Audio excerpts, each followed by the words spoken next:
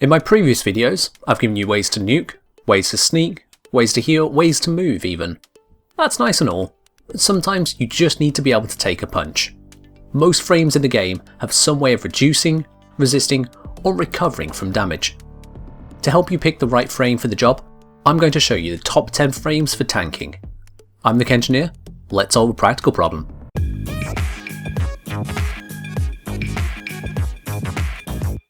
Regarding the rating of tank frames, I'm considering this from a personal tank perspective. Damage reduction, damage resistance, and damage recovery. The ability to heal others doesn't come into this, as I've covered that separately in healer frames. Go ahead and open that in a new tab now if you've not watched it or if you need a refresher. Likewise, protecting others, like Frost Snow Globe, is a different focus. So without any further ado, let's meet our tank frames. Inaros is a solid tanky frame coming in at number 10. He's purely health focused, and with Steel Fibre, Vitality, and his Scarab Swarm at maximum, you can eke out 15,500 effective hit points. This amount of armour is approximately the same as having a 70% damage reduction, so it's by no means the top of the top, but it's still a very good lazy tank. And if you want to protect against any status effects, you can get the Augment Negation Swarm, which means that he can trade off some of the bonus armour to block the incoming status effects. It's a bit of a lazy tank, so it's not the most effective, but if you just want to enter into a mission and not die instantly, Inaros is your choice. Nezha can tank rather well using his Warding Halo ability. Regardless of frame stats, this gives a 90% damage resistance while active, with the resisted damage being soaked up by the Halo. This ability can be kept up indefinitely, and while it's active, it protects against status effects as well. Whilst 90% damage reduction is nice, that 10% is still hitting you, and that can become a problem over time as you will run out of health eventually. At number 8, we've got Hildryn. She doesn't have extra damage resistance like Nezha, relying on the pure hit points of her substantial shield capacity. What makes Hildryn the 8th best tank is that she can recover her shields in their entirety pretty easily with just a tap of her second ability, Pillage. This not only restores Hildryn's shields based on the number of enemies hit, it cleanses her of active status effects too. Despite Hildryn having no extra resistance on her shields, the ability to recover them as much as she pleases pretty much makes her the number 8 tanking frame. Use this with the Balefire Surge augment or the Blazing Pillage augment to enhance her ability to recover those shields too. Mesa is obviously best known for her Peacemakers. However, Mesa also rocks her Shatter Shield ability, which grants up to 95% damage resistance, in addition to stagger, knockdown and grapple immunity. It's a relatively cheap ability, which lasts for a base 25 seconds, and it brings Mesa, with Vitality and Redirection, up to a solid 39,500 effective hit points. She's not status immune this way, but paired with her Shooting Gallery ability, jamming enemy guns, Mesa can hold her own for a very long time. Just not quite forever. What? Now Baruuk was given some options for tanking, and when he looked at them all, he simply said, yeah. His passive is up to 50% damage resistance, which increases as his restraint fails. His 4th ability, Serene Storm, gives him a base 25% damage resistance, which can cap at 40% with higher strength.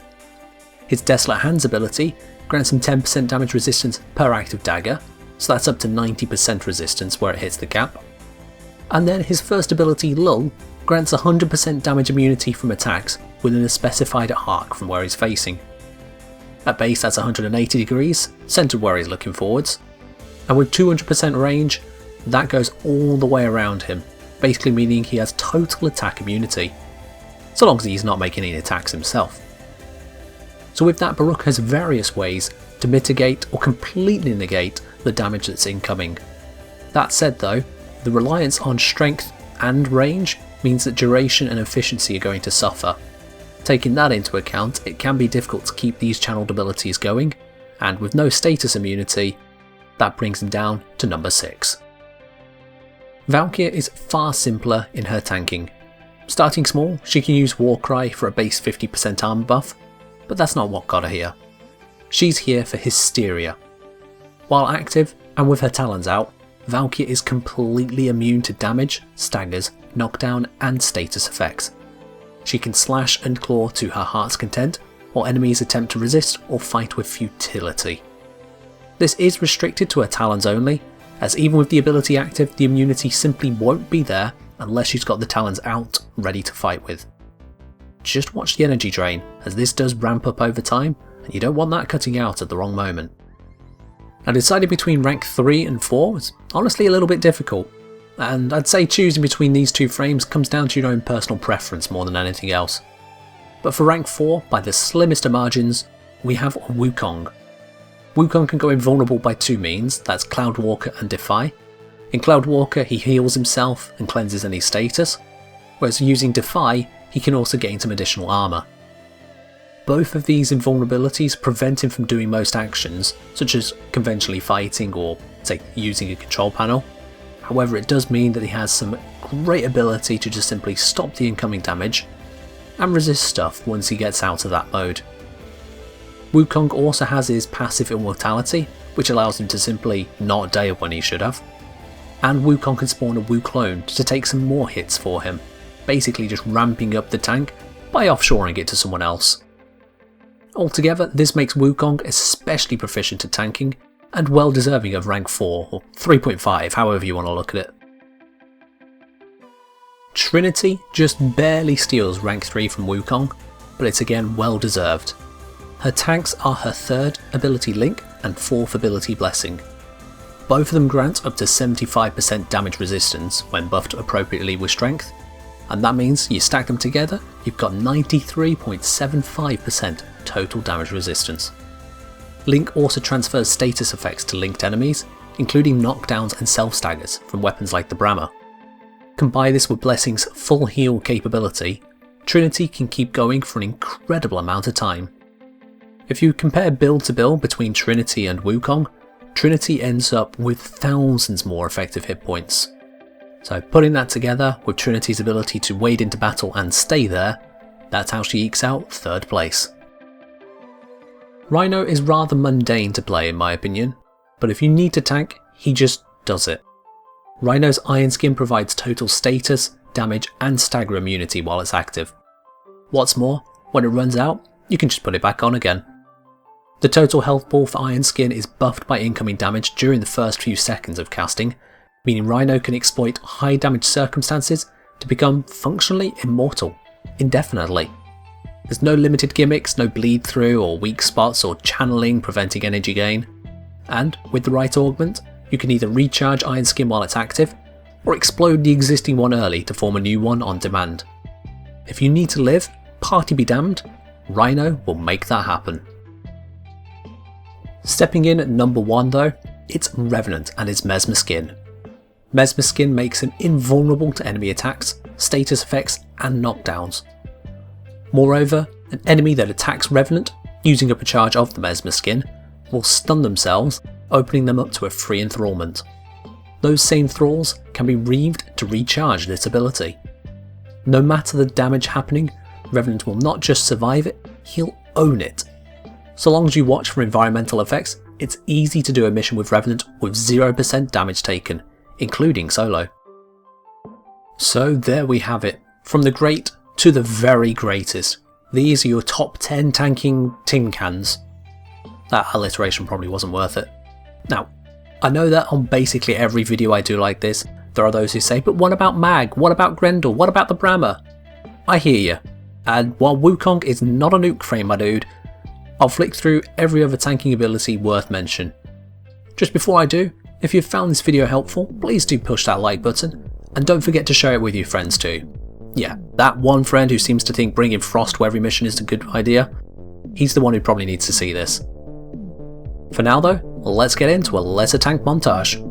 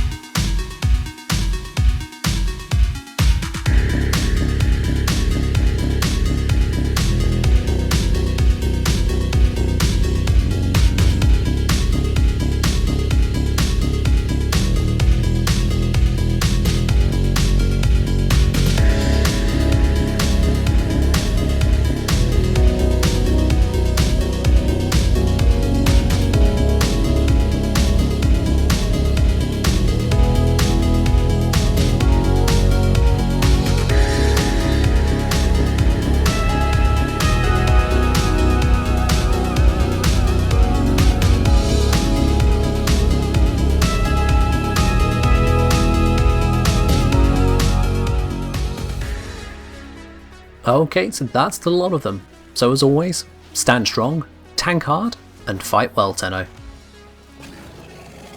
Hang about. This is extraction. Those kills aren't counting. Yeah, that definitely didn't add. What? I'm on 66 kills. Where are the kills? What?